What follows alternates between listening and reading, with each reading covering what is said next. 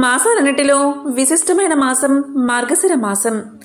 లక్ష్మీదేవికి శ్రీ మహావిష్ణువుకి ఎంతో ప్రీతికరమైన మాసం మార్గశిర మాసం. ఈ మార్గశిర మాసంలో లక్ష్మీ వారాలలో అంటే గురువారాలలో లక్ష్మీదేవిని పూజించిన వారికి అష్ట ఐశ్వర్యాలు భోగ భాగ్యాలు కలుగుతాయి.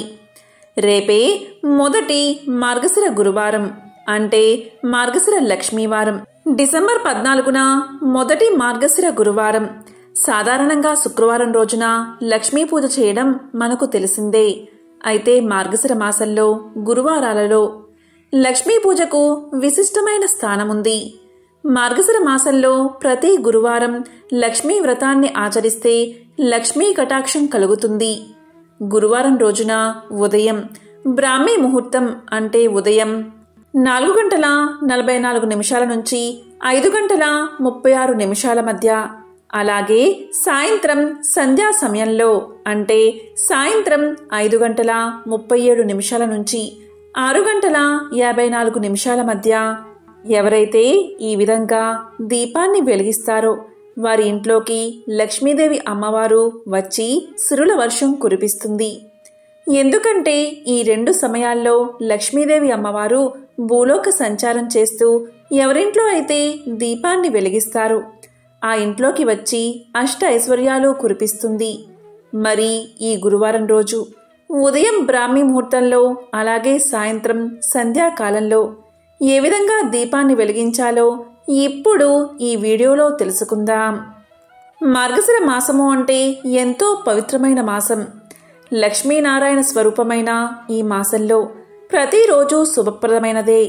ముఖ్యంగా గురువారం రోజు లక్ష్మీదేవి మన ఇంటికి వచ్చే రోజుగా హిందువులు భక్తి శ్రద్ధలతో అమ్మవారిని కొలుస్తారు. మార్గశిర గురువారం పూజకు బుధవారం సాయంత్రంతోనే ప్రారంభించాలి. బుధవారం సాయంకాలం రాత్రి 8 గంటల ప్రాంతంలో ఇల్లంతా తుడుచుకుని వీధి వాకిల్ని చిమ్ముకోవాలి, ముగ్గులు వేసుకోవాలి, గడపలకు పసుపు రాసి కుంకుమ బొట్లు పెట్టుకోవాలి. వరిపిండితో అష్టదళ పద్మం ముగ్గు గుమ్మానికి 2 వైపులా వేసి ఆ ముగ్గు మీద పుష్పాలతో అలంకరించాలి. గుమ్మాలకు మామిడి ఆకులు బంతిపూలతో తోరణాలు కట్టాలి. ఇలా చేసి గురువారం రోజు అంటే లక్ష్మీ వారం రోజు మహాలక్ష్మి రాకకు సిద్ధంగా ఉండాలి. బుధవారం సాయంత్రం ఇలా ఎందుకు చెయ్యాలి అనే సందేహం మీకు కలగవచ్చు. గురువారం తెల్లవారుజామున 4:44 నుంచి 5:36 మధ్య లక్ష్మీదేవి మన ఇంటికి వస్తుంది. సాధారణ రోజుల్లో వచ్చే లక్ష్మీ రాకకు ఈ మార్గశిర గురువారం రోజు వచ్చే లక్ష్మీ రాకకు చాలా వ్యత్యాసముంది. ఎందుకంటే ఈ మార్గశిర మాస గురువారాల్లో వచ్చే లక్ష్మీదేవి మీరు పొమ్మంటే తప్ప వెళ్ళదు. అలా వెళ్లకుండా మన ఇంట్లో ఉండే లక్ష్మీదేవిని మనం పిలవాలి అని భావిస్తాం. కాబట్టి ఈ పద్ధతిని పాటించాలి. మరుసటి రోజు ఉదయం అంటే మార్గశిర గురువారం ఉదయం తెల్లవారుజామున మహాలక్ష్మి ఆగమన సమయంలో అంటే 4:30 సమయంలో ఆమె వచ్చే సమయానికి వాకిళ్ళు సుందరంగా కనిపించాలని ఇలా చేయాలి. అందుకే ఆమెను స్వాగతిస్తూ ఇటువంటి విధానాలు ఆచరించాలి. ఇక గురువారం రోజు ఉదయం బ్రాహ్మీ ముహూర్తంలో చక్కగా స్నానం చేసి తల స్నానం చెయ్యాలి. తల స్నానము అంటే తల మీద నీళ్లు పోసుకోవాలి. తల అంటుకోకూడదు. అంటే షాంపూతో కానీ కుంకుడుకాయతో కానీ తల స్నానం చేయకూడదు. మామూలు నీటితో మాత్రమే తల స్నానం చేయాలి. అదేవిధంగా నూనె అస్సలు రాసుకోకూడదు. మార్గశిర గురువారం చాలా శక్తివంతమైన రోజు. ఇలా స్నానం చేసే సమయంలో స్నానం చేసే నీటిలో గుప్పెడు వేపాకులు వేసుకుని ఆ గంగామాతను గంగా గంగా గంగా అని 3 సార్లు స్మరించుకుని ఆ నీటిని గంగా నీటిగా భావించి తల మీద నుంచి నీటిని పోసుకుని తల స్నానం చేయాలి.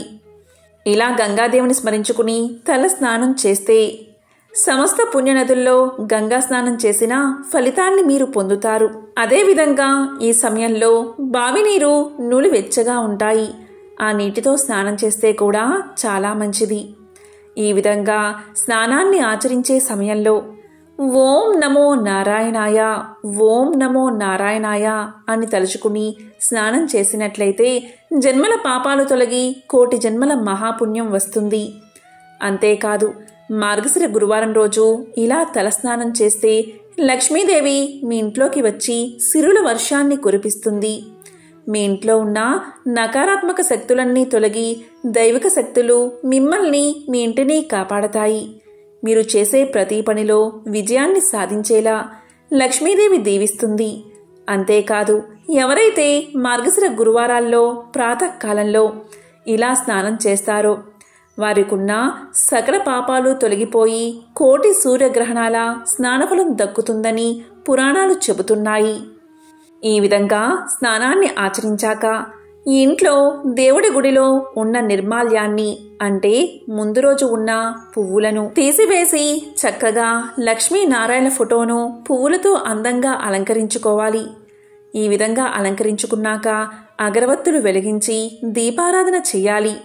ముందుగా విఘ్ననాయకుడైన వినాయకుడిని పూజించి ఒక బెల్లం ముక్క నైవేద్యంగా సమర్పించి ఆ తరువాత లక్ష్మీనారాయణను పూజించాలి. ఈ పూజంతా సూర్యోదయం కంటే ముందే ఆచరించాలి. తరువాత ఒక కొబ్బరికాయ కొట్టి బెల్లం కలిపిన పాలను నైవేద్యంగా సమర్పించాలి. ఈ విధంగా పూజ చేసుకునే సమయంలో లక్ష్మీ అష్టోత్తరం చదువుకుంటే చాలా మంచిది. అందరికీ లక్ష్మీ అష్టోత్తరం చదవడం రాకపోవచ్చు. అలాంటి వారు ఓం లక్ష్మీ నమో నమః, ఓం లక్ష్మీ నమో నమః అని 11 సార్లు జపించినా చాలు. ఈ విధంగా పూజను ఆచరించి పళ్ళను నైవేద్యంగా సమర్పించాలి. అదేవిధంగా ఈరోజు అమ్మవారికి తప్పనిసరిగా పులగాన్ని నైవేద్యంగా సమర్పించాలి. అమ్మవారికి నివేదన చెయ్యాలి. ఈ విధంగా పూజ పూర్తయ్యాక కర్పూర హారతి ఇవ్వాలి. సాయంకాలం అమ్మవారికి నేతి దీపంతో దీపహారతి ఇవ్వాలి. ఈరోజు మీ ఇంట్లో నుండి ఒక్క మెతుకు కూడా బయటకు వెళ్ళకూడదు. మనం ఏదైనా వండుకుంటే ప్రతి ఇంటి వాళ్ళకి ఇచ్చే అలవాటు ఉంటుంది. అలా ఈరోజు ఇవ్వకూడదు. ఈరోజు మీ ఇంట్లో నుండి ఒక్క రూపాయి కూడా బయటకు వెళ్ళకూడదు. ముందు రోజే డబ్బు వ్యవహారాలు చేసుకుని జాగ్రత్త పడాలి. ఈ ఒక్క మార్గశిర గురువారాల్లో మాత్రం ఒక్క రూపాయి కూడా బయటకు ఇవ్వకండి. ఈరోజు అంటే ఈ మార్గశిర గురువారాల్లో భార్యాభర్తలు ఆనందంగా కలిసిమెలిసి ఉండాలి. గొడవల జోలికి పోకూడదు. అదేవిధంగా ఆడవారు పసుపు రంగులో ఉన్న గాజులను, అదేవిధంగా చీరను కట్టుకుంటే చాలా మంచిది. ఇక ఈరోజు సాయంత్రం పూజ పూర్తయిన తర్వాత దీపహారతి ఇవ్వండి. కర్పూర హారతి కాకుండా దీపహారతి ఇస్తే చాలా మంచిది. ఈరోజు ఉదయం వెలిగించిన అగరవత్తులు సగం ఆరిపోతే దాన్ని సాయంత్రం వెలిగించి మళ్ళీ అమ్మవారికి చూపించి నమస్కారం చేసుకోవాలి. అదేవిధంగా ఉదయం దీపంలో ఆయిల్ ఇంకా ఉంటే అప్పుడు సాయంత్రం ఆ ఒత్తులను తీసేసి ఆ ఆయిల్లోనే మరొక ఒత్తులు తడిపి వెలిగించవచ్చు. మామూలు రోజుల్లో ఇలా అస్సలు చేయకూడదు, కానీ మార్గశిర గురువారాల్లో ఇలా చేయవచ్చు. అదేవిధంగా ఆడవారు మార్గశిర గురువారాల్లో ఇల్లు దాటి బయటకు వెళ్ళకూడదు. మార్గశిర గురువారం రోజు లక్ష్మీదేవి భూమి మీద తిరుగుతూ తనని భక్తి శ్రద్ధలతో పూజించే వారి ఇంట్లోకి వచ్చి స్థిరంగా ఉంటుందని ఒక నమ్మకం. ఉదయం బ్రాహ్మీ ముహూర్త కాలంలో, అదేవిధంగా సాయం సంధ్యాకాలంలో అమ్మవారు సంచరించే కాలంగా పురాణాలు చెబుతున్నాయి. ఈ గురువారం రోజు బ్రాహ్మీ ముహూర్త కాలం వచ్చేసి ఉదయం 4:44 నుంచి 5:36 మధ్య, అంటే బ్రాహ్మీ ముహూర్త కాలంలో. అదేవిధంగా సాయం సంధ్యా సమయంలో సాయంత్రం 5:37 నుంచి 6:54 మధ్య. శ్రీ మహాలక్ష్మీదేవి భూలోక సంచారం చేసే ఈ 2 సమయాల్లో ఎవరైతే భక్తి శ్రద్ధలతో ఇలా లక్ష్మీదేవి అమ్మవారి ఫోటో ముందు దీపారాధన చేస్తారో వారి ఇంట్లోకి నేరుగా లక్ష్మీదేవి అమ్మవారు ప్రవేశిస్తుందని పురాణ వాక్కు. ఈ సమయంలో మీ ఇంట్లో పూజా మందిరంలో లక్ష్మీనారాయణల ఫోటోను ఉంచాలి. లేకపోతే లక్ష్మీదేవి ఫోటో అయినా పెట్టుకోవచ్చు. ఇక 2 మట్టి ప్రమిదలు తీసుకుని ఒకదాని మీద ఒకటి పెట్టి ఆవు నెయ్యి పోసి దీపాన్ని వెలిగించాలి. ముందుగా అష్టదళ పద్మం ముగ్గు వేసుకుని దానిపై 2 తమలపాకులు పెట్టి లేదా ఏదైనా ఆకును ఉంచి దానిమీద మట్టి ప్రమిదలు కానీ లేదా కుందులు కానీ ఉంచి ఆవు నెయ్యి పోసి దీపాన్ని వెలిగించాలి. ఎవరైతే ఈ సమయంలో నెయ్యి దీపాన్ని వెలిగిస్తారో ఆ నెయ్యి దీపం నుండి వెలువడే మధురమైన సువాసన లక్ష్మీదేవి అమ్మవారిని ఇంట్లోకి వచ్చేలా చేస్తుంది. ఆ నెయ్యి దీపాల వెలుగులు అమ్మవారికి అత్యంత ఇష్టమైనవి కాబట్టి అమ్మవారు ఇంట్లోకి నేరుగా వచ్చి అష్ట ఐశ్వర్యాలు కురిపిస్తుంది. ఇలా ఈ సమయంలో ఎవరైతే ఇంట్లో దీపారాధన చేస్తారో వారి ఇంట్లో ధనాది దేవత తిష్ట వేసుకుని కూర్చుంటుంది. ఆర్థిక ఇబ్బందులు తొలగిపోతాయి. మానసిక ప్రశాంతత నెలకొంటుంది. భార్యాభర్తల మధ్య సఖ్యత ఏర్పడుతుంది. అనేక రోగాలు నయమవుతాయి. అన్ని రకాల సమస్యలకు పరిష్కారం దొరుకుతుంది. మార్గశిర గురువారం రోజు ఈ యొక్క పరిహారానికి మించిన మరొక పరిహారం లేదు. కాబట్టి మీ ఇంట్లోని సమస్యలన్నీ తొలగిపోవాలంటే, సకల ఐశ్వర్యాలు కలగాలంటే ఈ మార్గశిర గురువారం రోజు ఈ 2 సమయాల్లో ఆవు నెయ్యితో తప్పనిసరిగా దీపారాధన చెయ్యండి. అష్ట ఐశ్వర్యాలను భోగ భాగ్యాలను పొందండి. ఈ మార్గశిర గురువారాల్లో మహాలక్ష్మీదేవిని పూజిస్తూ మార్గశిర లక్ష్మీవార వ్రతం చేయడంతో పాటు ద్వాదశ అభిషేకం చేయడం వల్ల మీ కుటుంబంలో అందరికీ ఆయురారోగ్యాలు మెరుగుపడతాయి. ముఖ్యంగా ఈ మాసంలో గురువారం లక్ష్మీదేవిని పూజిస్తే కలిగే పుణ్యం అనంతం.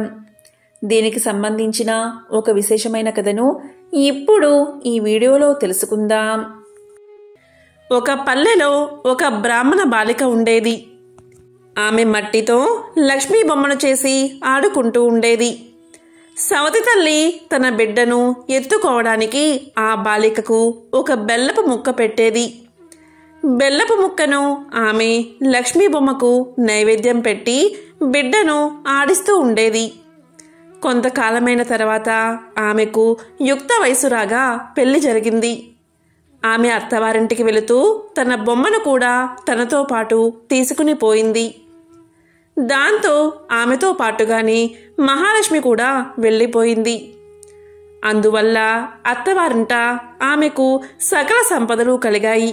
పుట్టింట గర్భదరిద్రం దాపరించింది. ఆ సంగతి ఆమె తెలుసుకుని తన తమ్ముణ్ణి రప్పించి ఒక చేతి కర్రను దొలిపించి అందులో వరహాలు పోసి దానిని తమ్ముడికి ఇచ్చింది. అతడు దానిని తీసుకువెళ్తూ దారిలో ఒక చెట్టుకు చేరవేసి కాలకృత్యాలు తీర్చుకుంటూ ఉన్నాడు. అంతలో ఎవరో ఆ దారిన వెళ్లేవారు ఆ కర్రను తీసుకువెళ్లిపోయారు. అతను వచ్చి కర్రను వెతకగా అది దొరకలేదు. చేసేది లేక అతను ఇంటికి వెళ్ళిపోయాడు. కొన్నాళ్లకు సుశీల తమ్ముడుకు కబురు పంపి ఇంటికి రప్పించుకుని పరిస్థితి ఎలా ఉంది అని అడిగింది. అతను ఇంటి పరిస్థితి ఎప్పటిలాగే దరిద్రపూరితమైందని తెలియచేశాడు. అందుకు సుశీల ఎంతో విచారించి ఒక చెప్పుల జోడు నిండా వరహాలు పోసి దానిపై గుడ్డ కప్పి ఆ జతను తండ్రికి ఇవ్వవలసిందని చెప్పి తమ్ముణ్ణి పంపించింది. అతను వాటిని తీసుకుని పోతూ ఉండగా దారిలో అతనికి దాహం వేసింది. అందువల్ల అతను ఒక చెరువు గట్టు మీద ఆ చెప్పుల జతను పెట్టి నీరు తాగుతూ ఉన్నాడు. అంతలో ఒక కుక్క జోళ్ల వాసన పసిగట్టి వాటిని నోట కరుచుకుని వెళ్ళిపోయింది. సుశీల తమ్ముడు గట్టు మీదకు వచ్చి చూసేసరికి చెప్పులు లేవు. వెతికి వెతికి అవి ఎక్కడా కనబడక అతను మళ్ళీ ఇంటికి వెళ్ళిపోయాడు. మరికొన్నాళ్లకు సుశీల తన తమ్ముణ్ణి రప్పించి అక్కడ పరిస్థితి ఎలా ఉంది అని అడిగింది.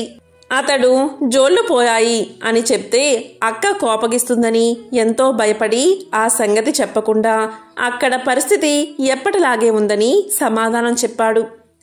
అది విన్న సుశీల ఒక గుమ్మడికాయను దొలిపించి దాని నిండా వరహాలు పోసి తమ్ముడికి ఇచ్చింది. దానిని తీసుకుని వచ్చేటప్పుడు సుశీల తమ్ముడు దానిని చెరువు గట్టు మీద పెట్టి నీటిలోకి దిగాడు. అప్పుడే ఆ త్రోవలో వెళ్తున్న కోమటి అక్కడ గుమ్మడికాయ ఉండడం చూసి దానిని పట్టుకుని పోయాడు. ఆ బ్రాహ్మణుడు చెరువుగట్టు మీద గుమ్మడికాయ కనిపించకపోవడం వల్ల ఇంటికి వెళ్ళిపోయాడు. కొంతకాలమున్న తర్వాత సుశీల పుట్టింటి సంగతులు తెలుసుకోవడానికి వెళ్ళి మార్గశిర లక్ష్మీ నోము పడితే వారి దరిద్రం తీరుతుందని తలచి తల్లిదండ్రులను తన ఇంటికి తీసుకుపోయింది. ఒకరోజు ఆమె తల్లితో ఇలా పలికింది, అమ్మా, ఈవేళ మార్గశిర లక్ష్మీవారం కనుక మనం నోము నోచుకోవాలి. నీవు ఎంగిలి పడవద్దు అని చెప్పింది. దానికి తల్లి సరే అని పిల్లలకు చల్లి అన్నం పెడుతూ అలవాటు ప్రకారం ఒక ముద్దను నోట్లో వేసుకుంది. అంతలో కుమార్తె వచ్చి నోము నోచుకోవడానికి స్నానం చేయమని పిలిచింది. దానికి తల్లి సుశీలతో, అమ్మా, పిల్లలకు చల్లి అన్నం పెడుతూ మరిచిపోయి ఒక ముద్ద నోటిలో వేసుకున్నాను అని సమాధానం చెప్పింది. అది విన్న సుశీల వారికి భాగ్యం కలగడం కష్టమని తలచి తాను మాత్రమే నోము నోచుకుంది. ఇంతలో 2వ లక్ష్మీవారం వచ్చింది. తల్లి పిల్లల తలకు నూనె రాస్తూ నూనె గిన్నెలో మిగిలిపోయిన నూనెను తలకు రాసుకుంది. సుశీల వచ్చి తల్లిని నోము నోచుకోవడానికి రమ్మని పిలిచింది. అప్పుడు సుశీల తల్లి మరచిపోయి తలకు నూనె రాసుకున్న సంగతి సుశీలకు తెలియజేసింది. అయ్యో, ఈ వారం కూడా వృధా అయిపోయింది కదా అనుకుని సుశీల మాత్రమే నోము నోచుకుంది. తరువాత 3వ లక్ష్మీవారం వచ్చింది. అప్పుడు సుశీల తల్లితో ఇలా పలికింది, అమ్మా, ఈ వారమైనా జాగ్రత్తగా ఉండి నోము నోచుకో అని గట్టిగా చెప్పింది. దానికి తల్లి అలాగే చేస్తాను, నేనేమైనా చిన్నపిల్లనా అని చెప్పి పిల్లలకు తల దువ్వుతూ తాను కూడా తల దువ్వుకుంది. అంతలో సుశీల వచ్చి తల్లిని స్నానానికి రమ్మని పిలిచింది. అప్పుడు తల్లి సుశీలతో మరిచిపోయి తల దువ్వుకున్న సంగతి తెలియచేసింది. అది విన్న సుశీల దరిద్రులను బాగు చేయడం మానవులకు సాధ్యం కాదు అనుకుని తాను మాత్రమే నోము నోచుకుంది. మరికొన్ని రోజులకు 4వ లక్ష్మీవారం వచ్చింది. ఈ వారమైనా తల్లి చేత నోమును నోపించాలి అనే పట్టుదలతో ఆమె తల్లిని ఒక గోతిలో కూర్చోబెట్టి పైన బల్లను మూతవేసి తాను పళ్ళు చేసుకుంటూ ఉంది. ఇంతలో పిల్లలు అక్కడున్న అరటి పళ్ళను తిని వాటిపైన తొక్కలను బల్ల సందు నుండి గోతిలో పడేశారు. అందులో ఉన్న తల్లి దురదృష్టవంతురాలవడం వల్ల ఆ తొక్కలు తింది. అంతలో కుమార్తె వచ్చి మీదనున్న బల్ల తీసి ఆ తల్లిని స్నానానికి రమ్మని పిలవగా తాను అరటిపళ్ళ తొక్కలు తిన్న సంగతి చెప్పగా కుమార్తె ఎంతో విచారించి తానే నోము నోచుకుంది. మరికొన్ని రోజులకు 5వ వారం కూడా వచ్చింది. అప్పుడు సుశీల తల్లి చెంగును తన చెంగునకు ముడివేసుకుని తన వెంట ఆమెను తిప్పుతూ పనులన్నీ ముగించుకున్న తర్వాత ఆమెను కూడా స్నానం చేయించి నోము నోపించింది. కూతురు పూర్ణపు కుడుములు నైవేద్యంగా పెట్టినప్పుడు మహాలక్ష్మీదేవి స్వీకరించి తల్లి పెట్టినప్పుడు మాత్రం స్వీకరించలేదు. అది చూసి అట్లా చేయడానికి కారణమేమిటి అని మహాలక్ష్మిని అడిగింది సుశీల. అందుకు మహాలక్ష్మీదేవి, అమ్మాయి, నీ చిన్నతనంలో నీవు బొమ్మతో ఆడుకుంటూ ఉండగా నీ సవతి తల్లి నిన్ను చీపురు పట్టుకుని కొట్టింది. అందుచేతనే నేను ఆమె నైవేద్యాన్ని తీసుకోవడం లేదు అని సమాధానం చెప్పింది. అప్పుడా కుమార్తె తల్లి ఆమె తప్పు క్షమించి నైవేద్యాన్ని స్వీకరించి వారికి భోగ భాగ్యాలు కలగజేయి అని ప్రార్థించింది. దానికి మహాలక్ష్మీదేవి ప్రసన్నురాలై సకల ఐశ్వర్యాలను కలగజేసింది. తరువాత సుశీల ఆమె తల్లితో కూడా యథావిధిగా నోము నోపించి నోము పట్టిన మొదటి వారం పులగాన్ని, 2వ వారం క్షీరాన్నాన్ని, 3వ వారం ముద్ద కుడుములను, 4వ వారం పరమాన్నాన్ని నైవేద్యంగా పెట్టించి పుష్యమాసపు లక్ష్మీవారం రోజు పూర్ణపు కుడుములను సమారాధనకు పెట్టించి నోమును పూర్తి చేయించింది. తర్వాత ఆమె పుట్టింటి వారు దరిద్ర విముక్తులై ధనధాన్యాలతో తులతూగుతూ ఉన్నారు. పైన చెప్పిన విధంగా మార్గశిర మాసంలో వచ్చే 4 లక్ష్మీవారాలు నోము నోచుకుని పుష్యమాసంలో మొదటి లక్ష్మీవారం నాడు మహాలక్ష్మీదేవికి నైవేద్యం పెట్టాలి. నోము నోచుకున్న రోజు కథ చెప్పుకుని అక్షింతలు వేసుకుని నేతి పిండి వంటలతో ముత్తైదువులకు సహభక్తి భోజనం పెట్టాలి. కథ లోపమైనా వ్రతం లోపం ఉండరాదు. పద్ధతి తప్పినా ఫలం తప్పదు. సంపదలకు దేవత అయిన లక్ష్మీదేవిని ప్రసన్నం చేసుకోవడానికి గ్రంథాలలో అనేక మంత్రాలు ఉన్నాయి. శ్రీ మహాలక్ష్మి మంత్రం అత్యంత ప్రభావవంతమైన మంగళకరమైన మంత్రం. ఈ శ్రీ మహాలక్ష్మి మంత్రం సంపద శ్రేయస్సు కలగజేస్తుంది. శ్రీ మహాలక్ష్మి మంత్ర సహాయంతో కోరిన కోరికలు నెరవేరతాయి. ఆ మంత్రాన్ని పఠించడం వల్ల సకల ఐశ్వర్యాలు కలుగుతాయి. ఆ మంత్రం ఏంటి అంటే ఓం శ్రీం మహాలక్ష్మియే నమః. ఓం శ్రీం మహాలక్ష్మియే నమః. ఈ మంత్రాన్ని 21 సార్లు చదవడం వల్ల అదృష్టం కలిసి వస్తుంది. లక్ష్మీ కటాక్షం కలుగుతుంది. ఎంతో పవిత్రమైన విశేషమైన మార్గశిర లక్ష్మీ వారం రోజు ఈ కథను విన్నా, చదివినా, చెప్పినా, వినిపించినా రుణ బాధలు, దారిద్ర్యం తొలగి అష్టైశ్వర్యాలు, భోగభాగ్యాలు కలుగుతాయి. ఆ మహాలక్ష్మి యొక్క అనుగ్రహం తప్పకుండా మీకు కలుగుతుంది. ఓం మహాలక్ష్మియే నమః.